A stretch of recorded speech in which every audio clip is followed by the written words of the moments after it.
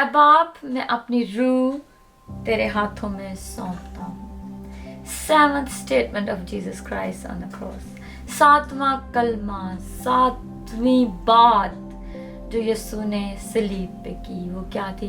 ऐ बाप मैं अपनी रूह तेरे हाथों में सौंपता हूँ। अगर हम पूरे अंजीली बयान को पढ़ते हैं, जब यीशु मसीह बात कर रहे हैं तो यीशु मसीह ने हमें एक इंटीमेट रिलेशनशिप, एक वेरी पर्सनल रिलेशनशिप दिया है हमारा आसमानी बाप के साथ। जब हम यूहन्ना का पहला बाब पढ़ते हैं तो उसमें लिखा है जितनों ने यीशु को कबूल किया उसने उसको उसके फर्जंद बनने का हक बख्शा।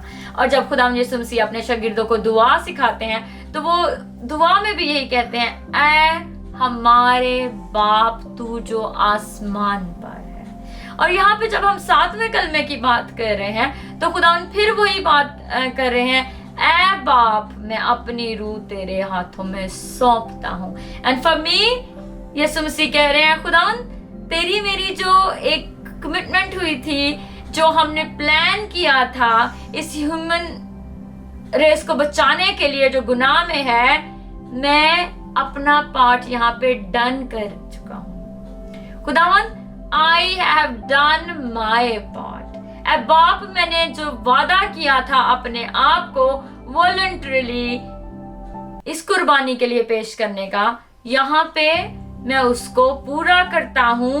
And it's done now and now it's up to you.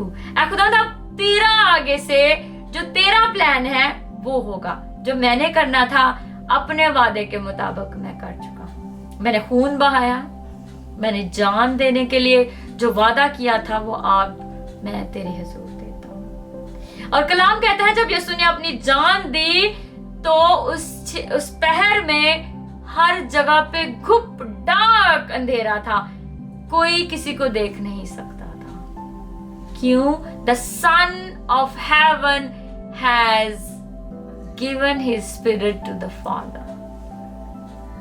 वो जो खुद खुदा था और एक बदन में मुझे और आपको बचाने आया था, उसने अपनी रूह को त्याग दिया था उस बदन से अपने बाप के हाथों में, ताकि मैं और आप जिंदगी पाएं और कसरत से पाएं। उसने वो वादा मेरे और हक में अपना पूरा किया था। और अब खुदा बाप की उसने अपनी रूह सौंपी ताकि बाप अगला काम जो है उसको कब्र से जिंदगी देने का, उस मुर्दगी से जिंदगी में लेके आने का, now is up to the father. आज मैं और आप जब इन कलमों को याद करते हैं, इस कुर्बानी को याद करते हैं, तो क्या हम इस बात पे गौर करते हैं कि जब यीशु मसीह ने फरमाया ऐ बाप मैं अपनी रूह तुझे सौंपता हूं, और मैं और आज अब जब हम किसी बड़ी मुश्किल में हैं, एक बड़ी मुसीबत से गुजर रहे हैं, एक बड़ी आजमाइश से गुजर रहे हैं और हमें कुर्बानी देनी है किसी चीज के लिए, वो मेरी औलाद के लिए हो सकती है, मेरे रिलेटिव्स के लिए हो सकती है, मेरी वाइफ और हस्बैंड के लिए हो सकती है, मेरे अपने लिए हो सकती है, मेरे सिबलिंग के लिए हो सकती है। Am I trusting to my heavenly father completely? खुदावंद ऐ बाप मैं तुझे ये सौंपता हूँ, क्योंकि मेरी बसात में जितना था वो मैंने कर लिया है। And that was Jesus done on the cross. यीशु ने सलीब पे वो कर दिया जो उसकी बसात में था।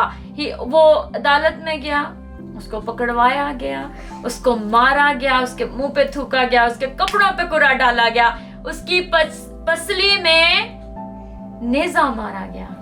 एंड देन दैट वाज वो रियल कुर्बानी थी यीशु की। वो बेअबरा मेरे और आपके लिए कुर्बान हुआ और उसने बाप से कहा खुदावंद आई एम हियर, मेरी कॉल यहाँ पे डन हो गई है।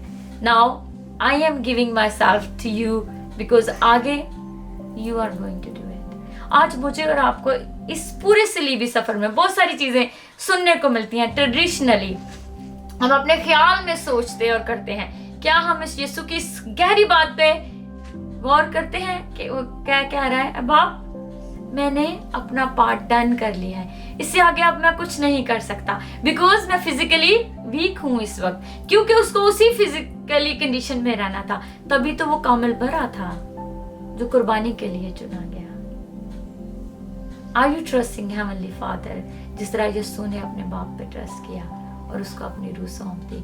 आज हम अपनी चीज़ों पे गिव अप करके खुदा उनको सब कुछ सौंपने के लिए रेडी हैं, ताकि वो मुझे मेरे गुनाह की मुर्दगी से जिंदा कर सके, ताकि वो मुझे इस दुनिया के बढ़ते हुए अंधेरे में से एक रोशनी में लेके जा सके। And this is the message of the cross. God bless you.